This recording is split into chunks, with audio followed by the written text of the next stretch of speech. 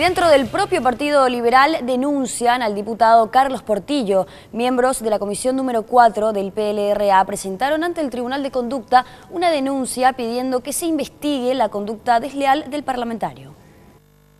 Según explicó Adrián Martínez, la denuncia presentada hace referencia a los últimos hechos acontecidos, donde el representante de los liberales en la Cámara de Diputados ha sido noticia. Estuvimos escuchando las declaraciones del presidente del tribunal que no podían actuar de oficio, entonces nosotros hoy queremos constituir una herramienta, que es en este caso la denuncia escrita que estamos presentando hoy, ¿verdad? Para que el tribunal realmente pueda tomar cartas en el asunto, se puedan dar hechos concretos en base a la conducta de nuestros afiliados que hoy están ocupando cargos representativos. Según explicó Martínez, ellos solicitan que se apliquen las sanciones que establece el estatuto partidario, en casos como este, cuando algún representante comete faltas, avergonzando a los miembros del partido.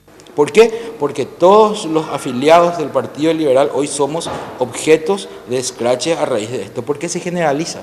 Los miembros del Tribunal de Conducta del Partido Liberal tienen una semana para analizar la nota presentada, recabar datos y sentar una postura sobre la denuncia.